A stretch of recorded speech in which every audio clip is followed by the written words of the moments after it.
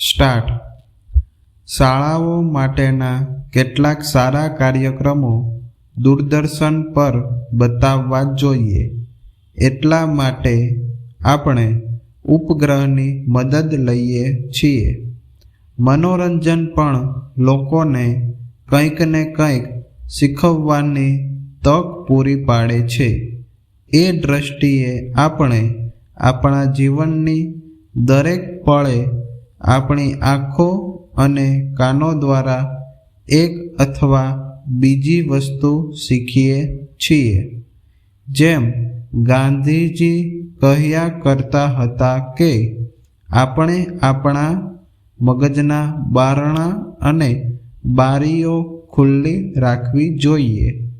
અનુકૂળ પરિસ્થિતિમાં વ્યક્તિ કેટલું શીખે છે તે વ્યક્તિ પર ઘણો આધાર રાખે છે.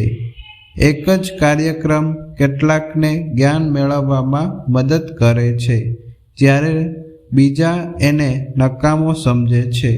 કળા અથવા સંગીતને લોકો કેટલે દરજ્જે ઝીલવા અને ગ્રહણ કરવા તૈયાર છે તે પર આધાર રાખી તે કળા અથવા સંગીત લોકો પર છાપ પાડે છે.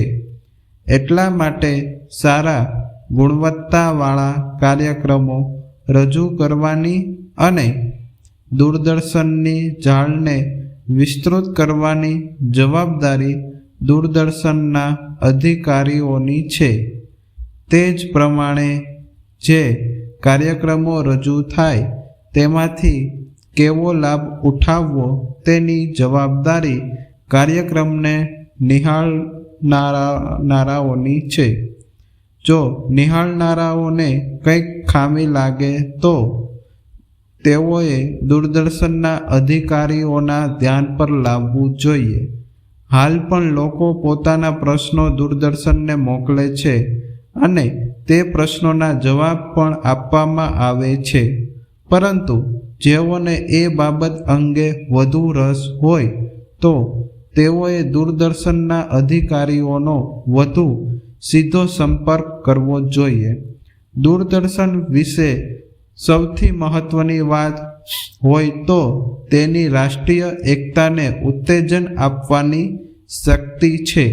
દૂરદર્શન આપણને જુદા જુદા પ્રદેશો અને જુદી જુદી કોમોની કળા, સંસ્કૃતિ અને પરંપરાઓથી માહિતગાર કરાવે છે અને વિવિધ ધર્મો, ભાષા અને રીત રિવાજો કે જે ઘર કરીને બેઠા છે એવી પરિસ્થિતિમાં પણ એકતાની ભાવનાને ધીમે ધીમે આપણા મનમાં ઉતારે છે.